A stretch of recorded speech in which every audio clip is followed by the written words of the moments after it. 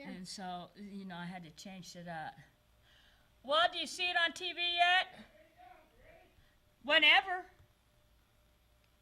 Buenos noches, people. Well, I wish we had some nachos here, but we don't. Okay, now, I know Angelica, I can't get that last name, Wikswo. There you go. Wikswo. And you were Jenny, right?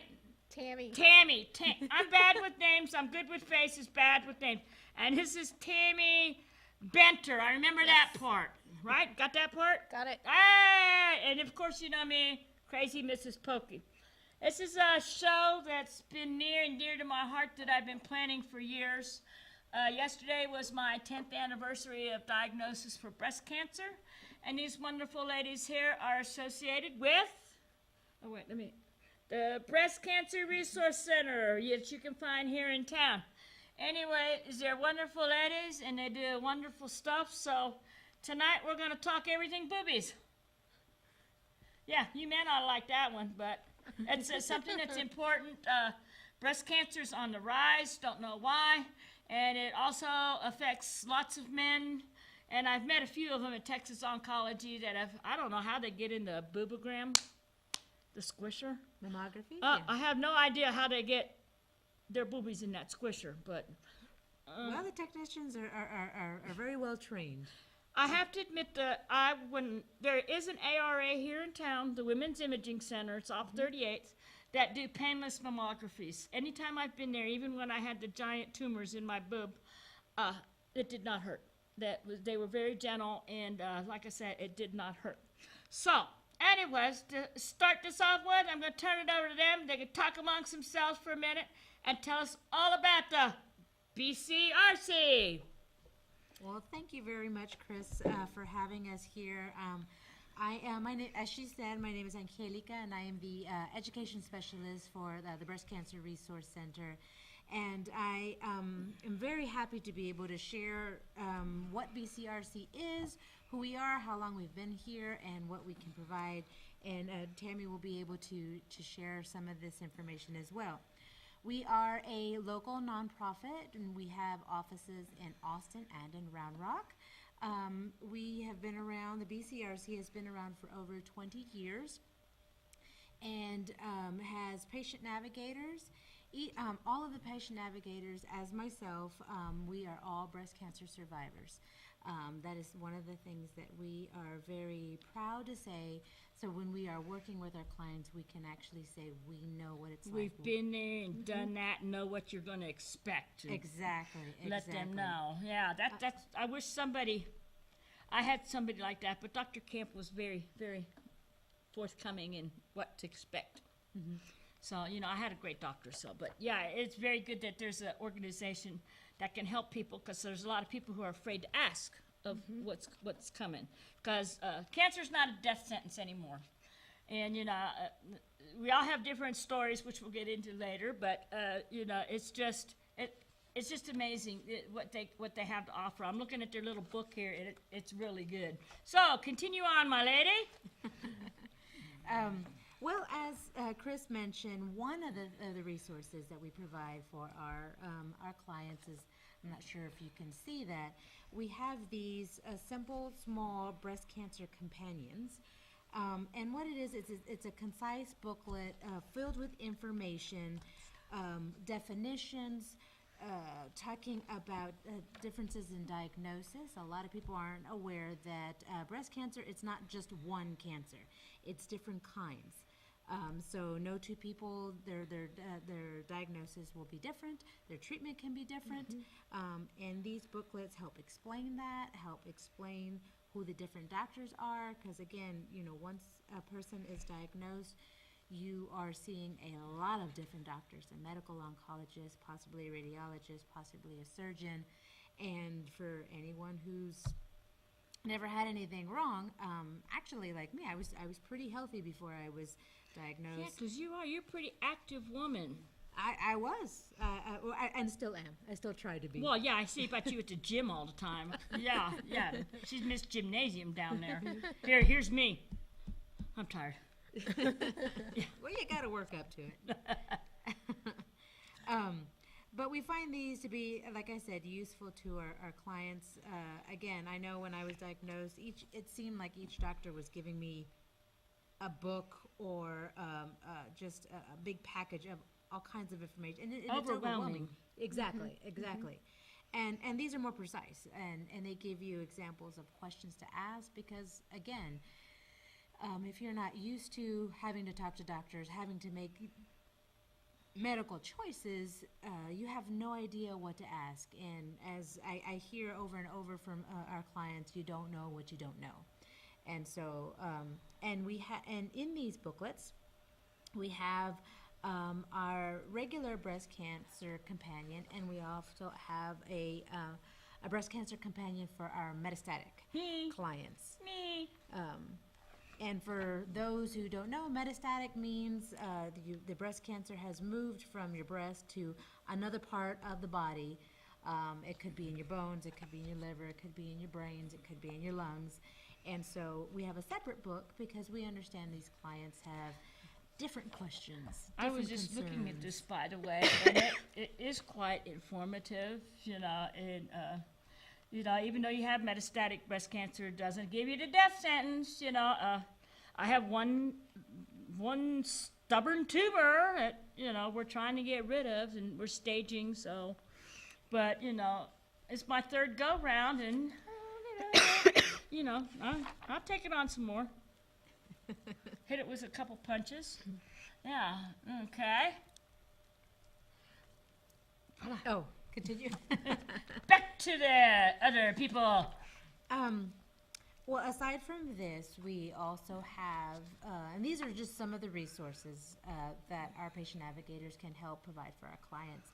We also have after surgery garments, pillows. We have wonderful volunteer groups that make what we call our ouch pouch pillows. I like the seatbelt. Yes, we The have those as seatbelt. well. Yeah, the seatbelt one goes over the port. That one's really nice. Yes. I like that one. Yes. Yes. The ouch pouch pillows are for for those who either have lumpectomy or a mastectomy. It keeps your arms from pushing on, and all actually. Let me mention this.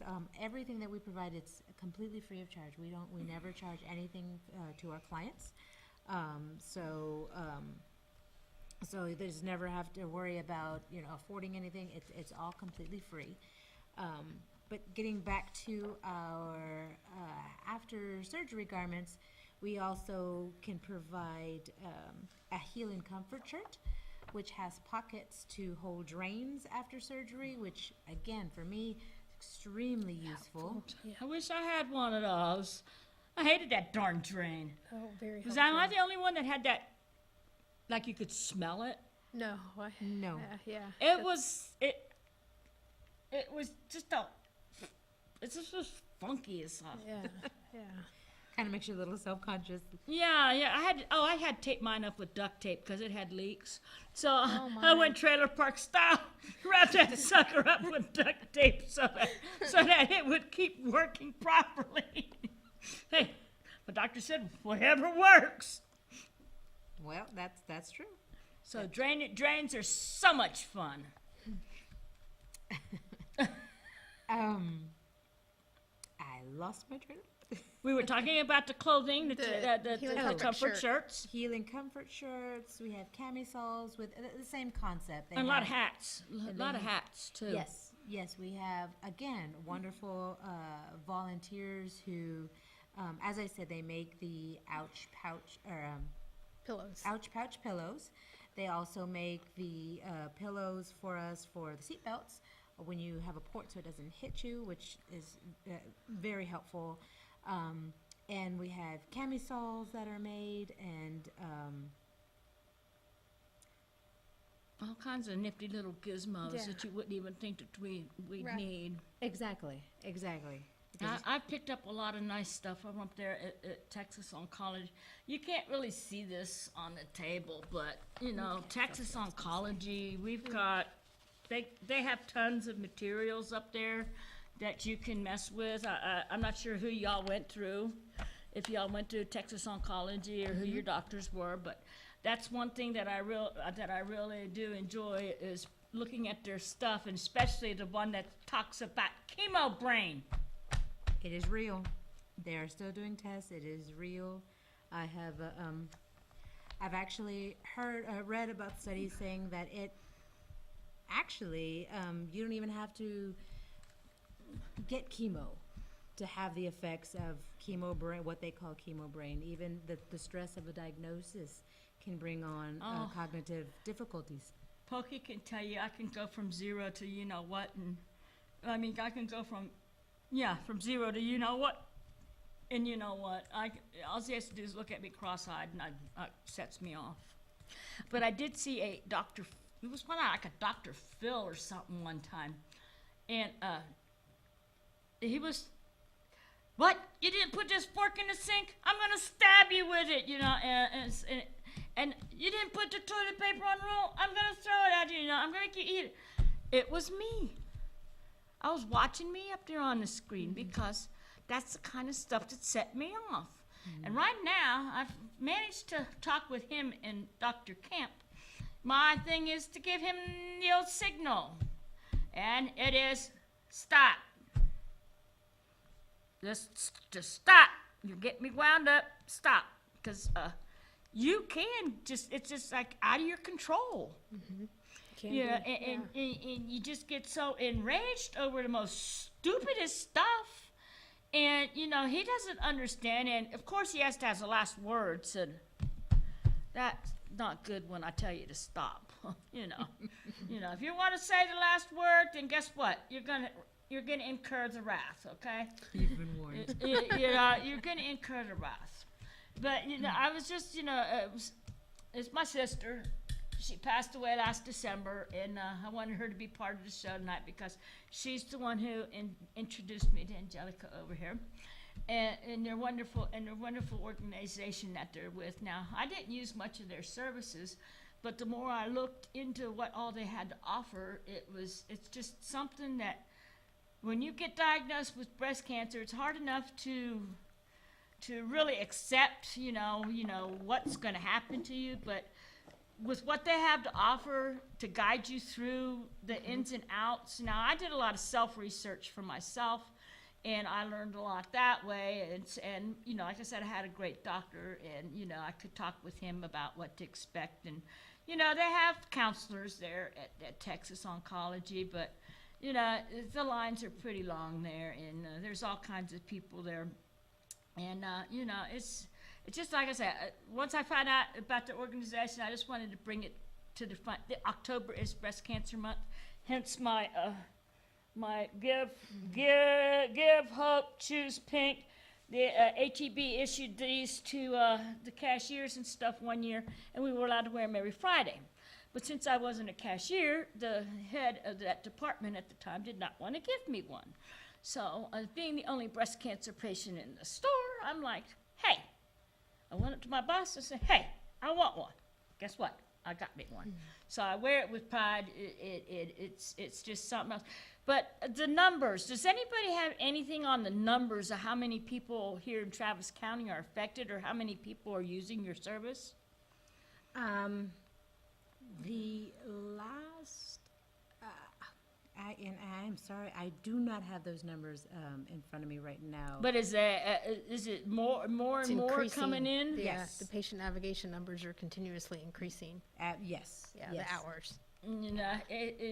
Because it seems like every time you turn around, somebody's getting a new diagnosis. Mm-hmm. Now at work, I've sent several people over to Texas Oncology.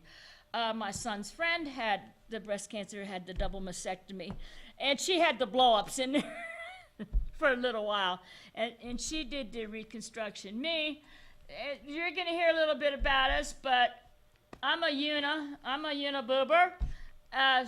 She had a partial mastectomy as well, but she had reconstruction. And this young lady here next to me, she had a double mastectomy, and she had reconstruction.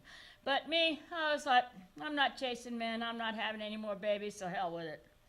And it's just a choice I made. And people really can't tell unless I point it out to them because I snugged the other girl up in here real good. So anyways, what else can we go on here? Anything else here? Let's see.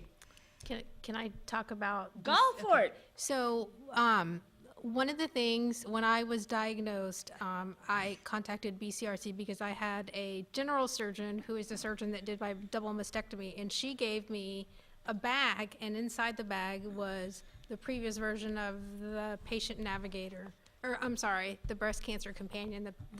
And it had a little card in there that talked about support groups for BCRC and also to get a patient navigator assigned. So I called, and they assigned me to my first patient navigator, and I went to my first meeting with her, and in that time frame when I met with her, my undergraduate degree was biology, and so I thought to myself, oh, I know all this medical terminology, I did my own research, whatever she has to say to me, great, I'm going to go, but I don't know if I really need this.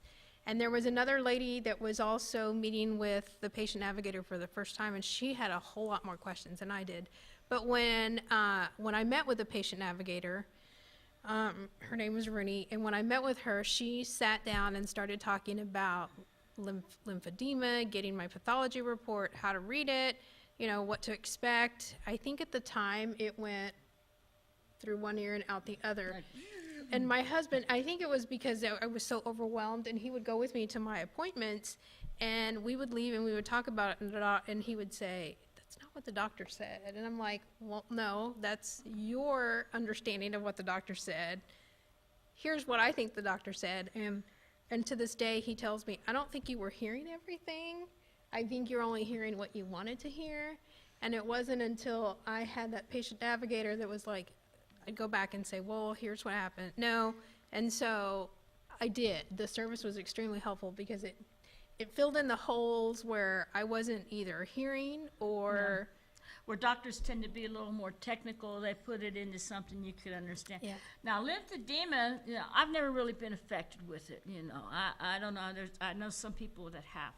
But I went through one of the little TLC magazines and got one of these because we do stuff with the EMTs and the firefighters once a year with HEB, and I asked the EMTs, I'm like, do you know that if you see that I don't have something here, that you can't take blood pressure, inject a needle? Because usually they do the right arm first. And they're like, no. A lot of them did not understand that, because that can lead to the arm blowing up like an elephant, and, you get the lymphedema. So this says no needle stick, no blood pressure. And when I was in the hospital several times, they even put masking tape on my arm for no sticks and stuff like that. So it's real important, that if you've had something like this happen, to, like, if I'm drunk or not, well, I don't drink, but, I can imagine getting into a fight with a cop when they're trying to get a blood draw for blood alcohol. I'd probably be thrown in jail for assaulting a cop because I'd be defending my arm because you're not going to put a needle in it. And emergency room workers don't know that, and it just surprises me that, it's something that we have to worry about, and sometimes it can be permanent. Yeah. And, I lost a lot of my glands up here underneath my arm. I lost 13 out of 16 of them or something, but, and so my arms doesn't work like regular people's arms, filtration system. It doesn't work as well. So, we all have our, our moans and our groans and stuff about it, but, it's just been a journey, and I'm glad that y'all are out there helping women do this, because I didn't have any of this to do to begin with. I wasn't aware of it. I did a lot of research for myself. Another thing that's important is understanding the drugs that they give you as far as chemotherapy. Get what they do, like, you've got to be careful about, like, a multivitamin. Folic acid, I can't have any folic acid added to my system, so any vitamins I take, I'll take a CD vitamin, and I get after this treatment with this 5-FU, I have a tendency to get muscle cramps and things like that, so I take a magnesium and a potassium supplement. I take a B12 because I have low red blood cells. I have chemotherapy anemia. And it's just, my mother had anemia, and so it's just a genetic thing as far as that goes. But you got to be careful when when research the drugs and look what they counterindicate, and just be real careful of what you take and stuff. Because sometimes I'll ask him, can I take it? Like I'm trying to. I don't know if you've heard about this dandelion root thing about shrinking tumors. Well, it also throws estrogen into your system. So my cancer feeds on estrogen. So guess what? That's out of the loop for me. Yeah. You also have to be careful with topicals, like ointments and stuff, because sometimes they do have those vitamins in there if you can't have that. And it's just it's been an interesting journey, and I handle things, my stress, with humor. Okay, so we lived in this duplex that every time that I tried, my son and I were in the kitchen getting ready for dinner. Every time it hit me, the refrigerator door hit me in the boob, and I'm like, "You're gonna give me breast cancer one of these days." And well, if it wasn't for him, I would have known, because it would have stayed in there and it wouldn't have popped out like it did. So my tumors in this breast were named Lumpy and Violet Rutherford from Leave It to Beaver. Okay? And so my doctor thought that was hilarious, and I named them and talked to them, and they're gone. But then when 3 years later, I have invasive ductal carcinoma, which has a highly aggressive form of disease. It can come back. It can come back, and it's one of the more easily treatable and maintained diseases. So that's why I'm still here, probably. Second time it came into my rib cage over here in my sternum, and that felt like a darn alien was about to pop out of my chest anytime I sneezed or coughed. So that thing was called the alien. And well, the alien comes and gets me every now and then, because I can sit here talking like this, and all of a sudden I go, ah, because I have a tendency to get cracks or break a rib real easy. So, I just got to be careful with what I do. Well, I went in the hospital to go get my this is one that gets me, because this, well, not only with the chest, but it happened with the gallbladder too. I went to the emergency room to get my gallbladder taken out, because I had a bad gallbladder. And so, the doctor they took a CT scan with contrast and everything, and they're like, you're okay. Get out of here. We got your money, so bye. We don't need you around. So anyway, a month later I went back in there. God, I hear the alligator in here. He must be sitting over there somewhere. Yeah, but the second I went back in a month later, same CT scan with contrast, and next thing you know, I've got about 100 doctors coming in here. Oh, your cancer's back in your abdomen. It's in your lymph glands. It's in your liver. Ah, blah, blah, blah. Why couldn't they tell me that a month earlier? Believe me, that cancer didn't spread that much in a month. Same thing with the rib cage. They did the CT scan of the rib cage. They didn't say nothing about the cancer being back. But a month later, I go back, and it's, the cancer's back in your rib cage. And, it's like, what is it with these doctors sometimes, I wonder, in emergency rooms? They take one look at you and not want to deal with you, or what, and, both immediately went over to Dr. Camp and, told him what went on, and, he's there, and boom, start treatment. And it's just the way it is. But that kind of aggravated me, because they did the same scan with the same type of contrast that they used at Texas Oncology.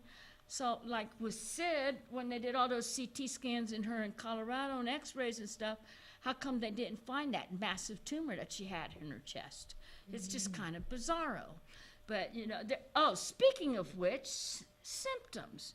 There's some bizarre symptoms to breast cancer. There's some really things that you wouldn't even think would go with them. And the one that I had the most of was itchy patches. Yes. I'd get an itchy patch here, over here, up here, down here, on my leg. It would turn beet red, and it itched for half hour or so. I didn't know, but that's a symptom of breast cancer. Any other symptoms that y'all are aware of? I know the breast turning into looking like an orange, with the dimpled skin and stuff. I didn't have none of that. I didn't have any of that. I just, I had lost maybe like 5 pounds and was like, but I'm always trying. And so I was like, oh, this is great. My weight's, down and I'm not even trying. So it must be that I'm doing something right. And it was cancer. I wish I would lose weight. I'm the fattest chemo patient on the planet. And what symptoms did you have? Actually, mine was none. I just happened to find the lump. So, it wasn't painful. It wasn't anything. I didn't know. It was weird, but that was. I'm sorry, I'm having a chemo brain moment right now. It's Speaking of okay. it. It's okay. Well, we got the verklempt moments too, so we're all covered here. And then the first treatment that I went into was the big shot of the adriamycin. Oh, the red devil. I made you pee red, but they tell you, oh, you pee red when you get home. No, it was in and out of me in no time at all. Yeah, I loved it because I called the men usually gave it to me there. I think it was Leonard and Gilberto. Oh, Gilberto. Oh, okay, never mind. Anyways, they'd be my captive audience. So, I had them all to myself for, 5-10 minutes while they slowly pushed this giant thing of the red crap in you. Then they hit me with the Taxotere, one of the forms of the Taxotere drug. Texol? Taxol, yeah. You had the Taxol, probably that. And then I got hit with the oxytocin. So, and the second time around when I had it in the chest, it was only treated by my radiation oncologist, and radiation knocked it out. Mm-hmm. So, I can still have some radiation, but boy, do I ever glow in the dark. Whew, I'm a good glower. Now, with this last one, when it came out, they gave me the not the adriamycin. I forget what the first drug was that they gave me, but they gave me the Taxotere, the Cytoxin with it. And it all seemed to work and take it all out, except for that one tumor. And that's when they turned me into 5FU. 5FU, FUs you 5 ways from Sunday. And it's kind of weird because, Sid and I, they started her on the Taxol drug. She couldn't take it, but, I could. And she could take a Zometa, but I couldn't. I have to take the other drug for what's the one that there's 2 drugs for the bone thing, and one of them she could take, and I couldn't take the other one. It was just really bizarre how being sisters. And I don't know about you guys and your families enough, but not only my sister, but my mother had lung cancer, and my brother has prostate cancer, and here I am with breast cancer. So 4 out of 5 people in my family have cancer. Mm-hmm. I don't know how it's hitting your family or what kind of treatments y'all have had, and, how well did you handle your treatments? Because, back then when I first got diagnosed 10 years ago, I would get the drug called Emend. And you took that 3 pills a day of chemo, and then you 2 pills, and then 1 pill, and it knocked out all the side effects. If you're afraid of side effects with chemotherapy, we could probably all attest to this one. They've come so far in counteracting the bad stuff. This is my Friday, Saturday, Sunday, Monday. This is my 4th day after chemo, and Saturday I just kind of lays around. Sunday I sleep all day and all night, and I usually sleep all day today, but I drank black tea this morning, so I kept my butt awake. But you know what your body's going to do. So like this coming weekend, I know that's when the leg cramps are going to come in, and you just kind of learn your ups and downs. Now, some people say that they keep like a little log with it. So, if there's anything that you come up with that's like really seems out of whack, talk to your doctor. Absolutely. Because when I told them about my leg cramps and stuff, you get the pre-meds when you're up there. They give me the Benadryl, which has the opposite effect. I get hyper on it. And they give me the steroids, which he lowered the steroids. And I don't, Saturday night's the night that after the Neulasta goes in, I get the really bad, what is it, where your legs move in the middle of the Restless night? leg syndrome? Yeah, restless leg syndrome. Yeah, and I get it really bad. And there's some tactics that I found that work pretty good for it if you can't get it under control with, sometimes the pain medicine does, sometimes the lorazepam will help. Doesn't usually do that, but anyway, I found that if I take an ace bandage and like ball up like a little like a little, what are those little pads, socks, little socks, and roll it up and put it like as a pressure point up against behind the knee. That seems to work. Oh, It's weird, but it works. But for me, it Did does you learn that anyways. from a physical therapist? No, I just figured that one out on my own. Because I felt one time I had really bad restless leg. So I just started rubbing back there. And, when I press on that pressure point, it would relax. And so I kind of like figured that one out. And so, yeah. Yeah, Okay. so there's all kinds of nifty little tactics that you can find out. And I'm sure these, this thing, when I was looking through it, this is really good, because they've got questions about what to ask your oncologist about clinical trials. That's the newest thing now is the clinical trials and stuff. Now, they have come up with supposedly two cancer cures, one coming out of China and one coming out of Northern Australia. Now, the one in Northern Australia seems to be a little more to it than the one from China, because I was doing some research on it, and I was following this one woman who had, like, in the lymphs here, this is what you get from cancer. Yeah, the flabby arm. But anyway, she had tumors in her arm here, and they injected one of the tumors in her arm, and you could see it physically turning black and dying just through the skin. Wow. So it's some kind of berry coming out of a tree out of Northern Australia. And I myself, being in politics and conspiracy theorist and all this other stuff, I hate to say it, and if it's true, it's just really nasty that they're doing it to us. But I do believe the drug companies have a cure for cancer, and they're just making so much money with the chemotherapy and stuff. But I do. It's just in my opinion. I can hear him bellowing out there. He can bellow all he wants, I just have a feeling that the drug companies have the cure already, and they're sitting on it. Because the money part. That's just my opinion. No, here he comes. Can I ask some questions?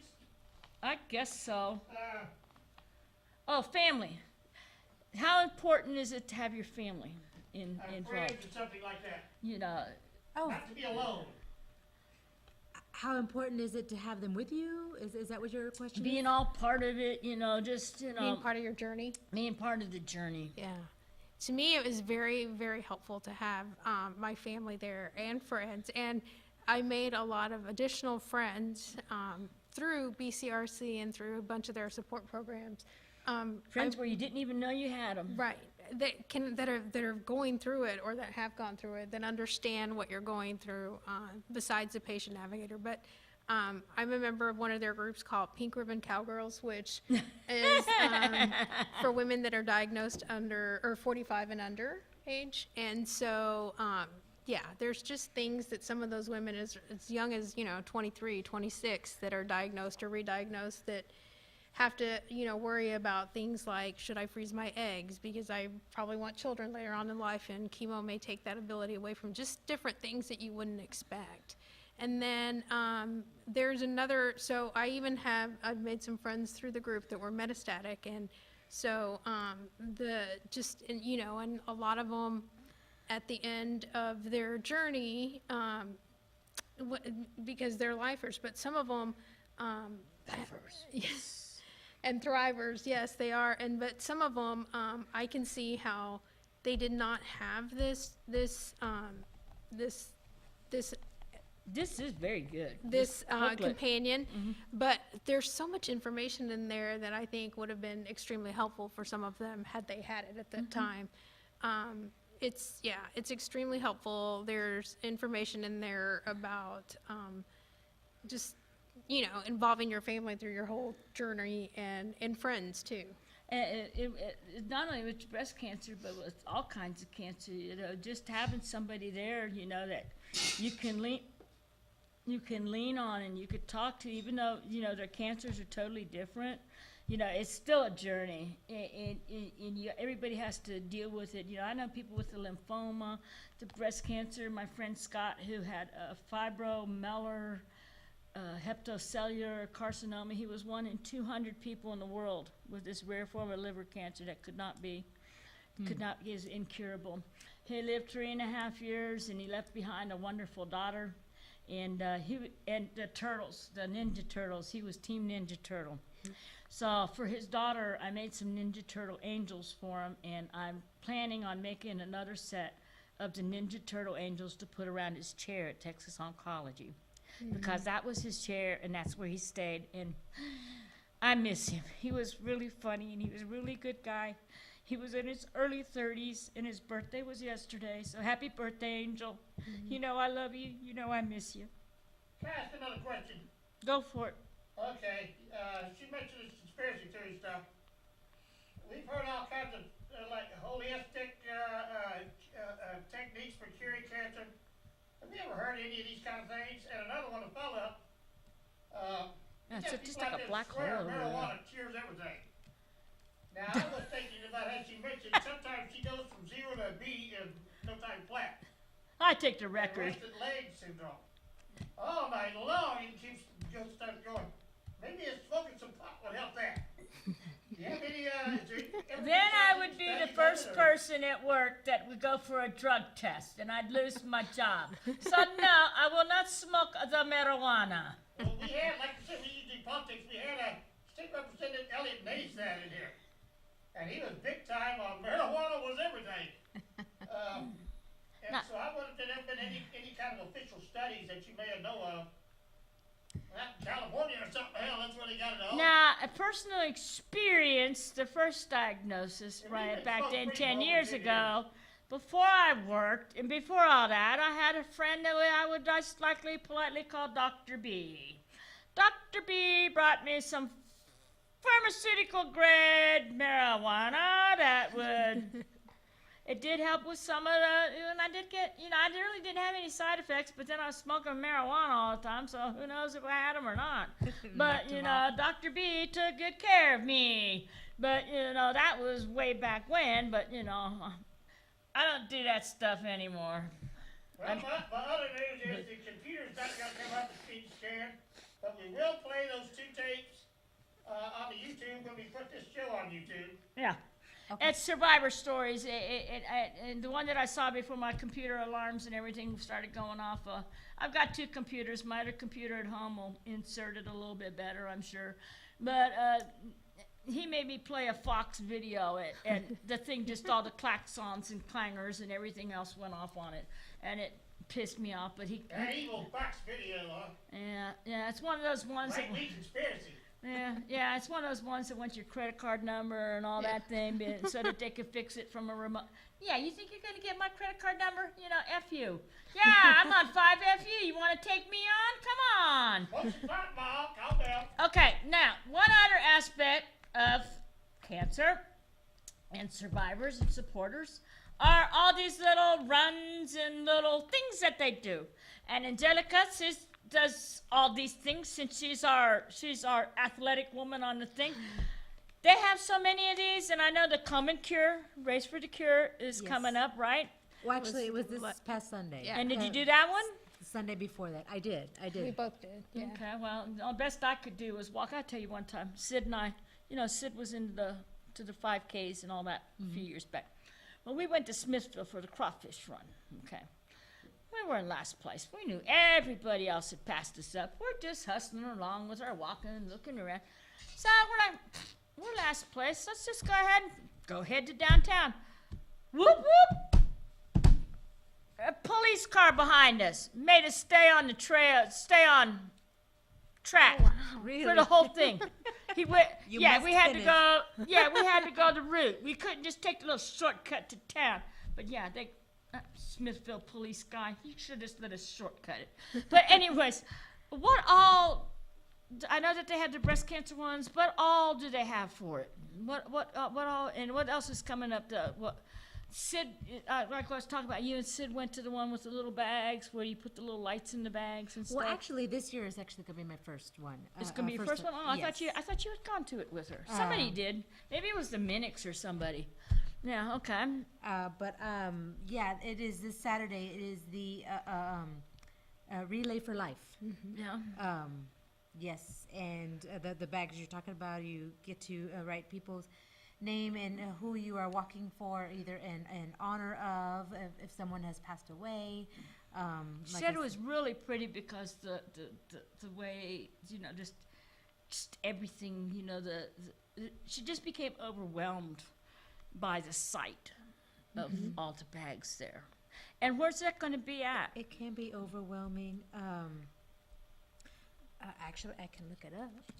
You do that one I because have it on my phone. they had one on Facebook that they just did not too long ago. But it's just a lot of a light. This one here's a light the night is the leukemia and lymphoma. They've got all. It is in Round Rock, 300 North Lake Creek Drive, Round Rock. Is this Saturday at 2:00 for the Relay for Life. What? Calm down, Mom. Keep on, Brian. What? Into the great wide open, my friend. Oh, Oh, yes. I heard he had a heart attack or something. We were. Oh, Okay, all right.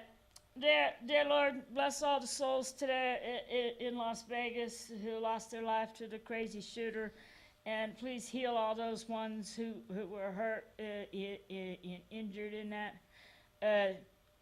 Just take care of them, wrap your arms around their family, give them comfort and all that. Well, while that news was going on, I saw Tom Petty had a heart attack. Now I just saw something that said he died. Rest in peace, Tom Petty. Yeah, that's one. What? Yeah, that's not too good. But rock and roll life. What do you expect? he was a good one, though. He was a good one. He was really a good one. And and a good die young. Sid, she was 63. My mother, she was 65. My father was 65. It's a good die young. I'm going to be an old crusty fart. Lord is not ready for me yet. Poor kid.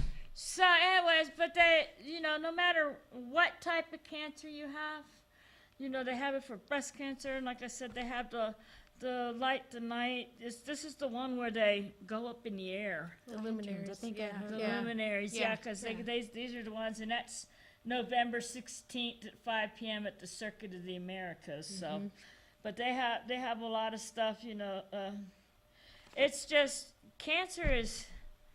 It's become something like ADHD and all these other things. It's a catch-all term. There's so many people that are newly diagnosed and coming down with this, and it's such a scary thing. When my mother had cancer, it was like in the dark ages of the early 90s, and, the oncologists were young men, and then they talked to you over your head. They wouldn't look at you, and and they lied, like they started giving the shots, bigger and bigger, and it's like, oh, it must be getting close to my mother's time. Oh, no, we're just changing our cocktail. Well, changing your cocktail or not. Now, how much do y'all do anything like with hospice or anything like that? Our patient navigators can come visit clients if they want when they are in hospice. So yes, and actually recently one of our patient navigators, I believe, lost 2 or 3 within the last couple of weeks. And sadly, sometimes our patient navigators are the only ones that are there. Well, Sid, lucky enough, I stepped out to use the restroom, like when my mom died, took her last breath. Somebody up above told me, just get out of there. And so, I wasn't there, but her son was holding her hand, and my sons were in there with her. And, I came back in, and my nephew's like, can you check her? Can you check her? And she went very peacefully. And, if I had to do it all over again, I'd do it all over again. I thank him because when it got too much for me, he was there, and he would read to her. She would pick up a book, and he would just start 10 questions to ask your oncologist about clinical trials. It was just wonderful having him there. Now, some of the other duties he couldn't do, and, they got a little rough on me. Clean up number 2. I had to bail out. Well, we're not going to go there. But, if I had to do that for anybody or anyone, I'd be willing to do that because it's very important to have family there and understanding. And the night before she died, you're gonna think me crazy on this one, but my bedroom door's open this way, and she was in this bedroom right next. There was something dancing around in her room, and I don't know what it was. I'm a firm believer in the Lord Almighty, and I believe the angels had come down and they were getting ready to take her. And thankfully, they waited until her son got there. So her son, everybody was there, and she was my best friend. She was my other half, and now I'll always forever miss her. When she passed away, though, like a lot of people who are close to somebody, you lose half of yourself. And I've lost a lot of who I am. And, when Scott passed, it put me back in that depression. And so I'm just really glad that y'all are here tonight and that your group does what they do, because cancer can be devastating to families. And luckily, my cancer, I'm able to handle my cancer. If there was ever such a thing as a good cancer, my cancer's acting pretty good. And it's just hard on families to have to deal with this, and it can be a financial burden. And Absolutely. the cancer care is a part of, I think, American Cancer Society. If I'm not, they have ways of helping out with guiding you to financial assistance, whether with government assistance or prescriptions or nonprofit programs to help you out. So, this cancercare.org is a good one. American Cancer Society, we're here for you. They have programs that can help you out, because there's people who lose their houses, they lose everything to a diagnosis of cancer. And I've been blessed with good insurance and, et cetera, but there's a lot of people who can't get the medical care. And I'd really feel bad for a lot of the people, because a friend of ours named Scott, he was sent to the Shivers Clinic downtown at Brackenridge, and that was a numbers place where they treated you like cattle. They didn't really get to know you personally. It was for low-income people.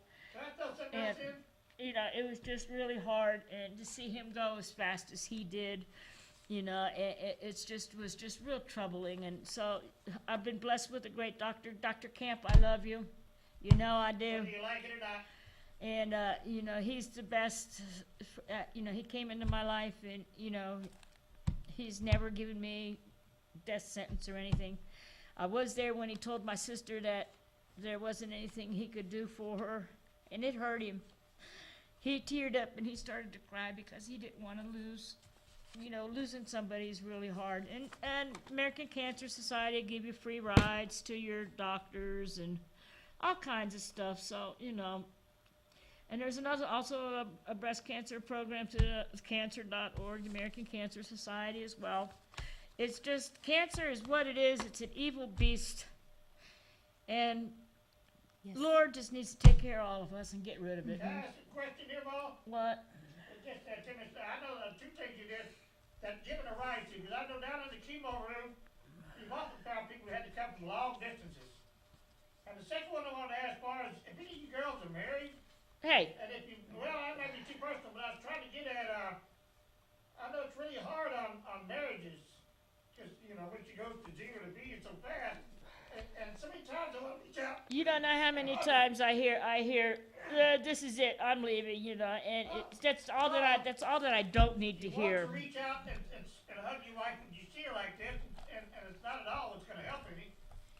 Can I'm wondering if there's any divorce come out of all this, or? A cancer diagnosis, yes, can put a strain on a marriage, and I wanted to mention right now, because you brought that up, actually. One of the things that another one of the things that we do, we give seminars, quarterly seminars, called Educate and Empower, our seminars. And we actually have a seminar this Wednesday, and it's talking about, our speakers will be talking about the impact of breast cancer on relationships. And so I'm glad that you brought that up. It will be in Round Rock. And it is for couples to understand, because yes, I mean, the And it's free of charge too. There's no cost. absolutely. Because, like, all these years of being in and out of treatment is, you don't want to I put it like this whore don't moan anymore. I have no hormones. You know, they're just gone because my cancer feeds on them, and I just have none. And, you know, it's hard on him, but then I tell him, hey, I'll kill you anyways because you can't breathe, you know. It's not good for you either. Well, it's supposed to, But you wanna hurt your wife when it you can Oh, absolutely. it can take a lot out of a marriage if that's a core thing that keeps you two together. You know, we've been together 42 years, so come hell or high water, you know, we're there for each other. But, you know, for some people, it could be a make or break thing, because, you know, men can't exactly understand that there is no, people like me, I have no hormones. And Well, I there's can't no take fixing it. any hormone replacement therapy, Right. because boom. Or there's no fixing it. I think a lot of men, the way their mind works is they want to fix whatever they think is broken. And unfortunately, and you want to have the last word. with you know, a diagnosis and treatment, you just can't. And sometimes when you're dealing with the like you said, with the side effects, the hormones, the ups and downs, the fear, you know, everything, And then they just can't. And then there's those days you're just like usually the day of chemo or the day after chemo, I just get the verklempt day. You know, where I'm just like inconsolable about a lot of things. I do a lot of soul searching and inner thinking and what if, and, you know, I don't know if y'all ever had that, but I guess it's because it's been on so darn long. You know, what do I have to look forward to every 3 weeks? Access to port, do the blood work. At least I got good blood levels. Yeah, but, you know, it's just monotonous, and I understand that I'm going to be dealing with this for the rest of my life, you know, and that's just the way it is, and that's the road the Lord has given to me, and I try to educate people. I have people who come up to me in the store and ask me questions, and so I try to help them with, you know, whatever I can. I answer their questions, and, you know, and that's the best thing I can do. One of the things that the patient navigators at BCRC can do is also give referrals to the Flatwater Foundation, which offers free counseling services to a person that's been affected by cancer. Yeah, 'cause, you know, I've gotten so used to it, it's like it's just become part of me, you know. It's just, yeah, it's interesting. It's been an interesting journey. And we all have our individual journeys. And you said you were 5 years? I will be in January, 5 years. And you're 3 years. 3 years. And we all have our different road to hoe, and I'm glad of this. I'm proud of this organization. I wish I could be more part of it. And am I looking around on when I was Googling, isn't this a national organization? No, actually, we're local. Oh, it's just local? Okay, because I Yes. thought on the you Google it that there was more than just here in town. No, I think a lot of people confuse with breast cancer research, but we are the resource center. Oh, okay. Yes. No, I know I catch myself saying research all the time. But, you know, I'm really glad that you guys came down here. This is going to be put up on the internet. And in the future, probably every October, I'm probably going to put this in for a special replay if I don't redo the show. Good idea. Because, you know, this is going to be something that's, you know, it's lifelong for me, and it's going to be lifelong for them, you know. Because you really are never cured. You're just stabilized. That's what I always told Sid, you know. Regardless if it's gone or whatever, you know, you're never really cured. You're just stabilized, because that thing can come back at any time. Right. So you got to learn to balance. Yeah, and she had a hard journey with the type that she had, you know, and it was just, she was stage 4, you know, she was already there, you know, she was already on the threshold, And, you know, she went through so much, you know, and she had so much hope for the future. And, you know, and I can't be Nona, but I'm Aunt Nona.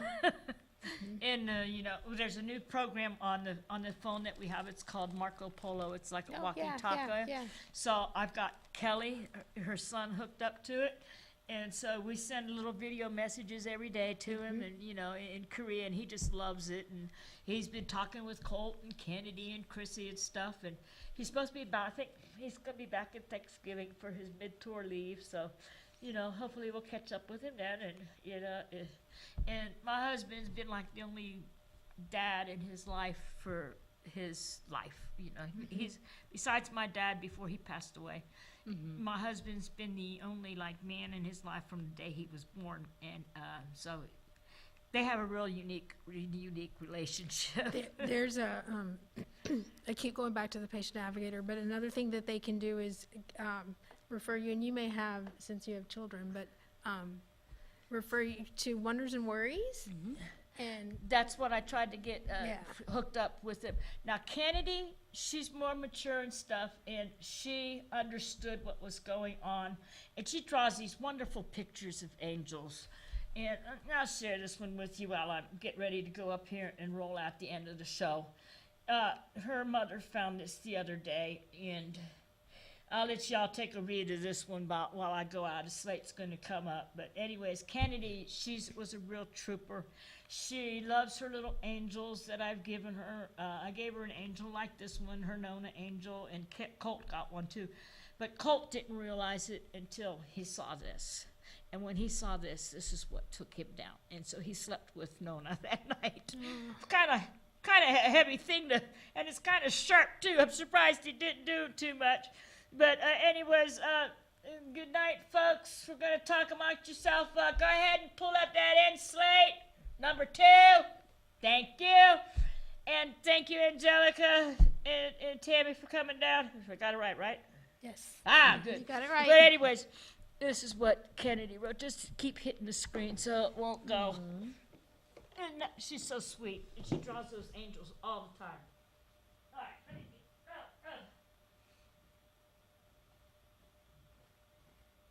take down audio. Cancered. Aw.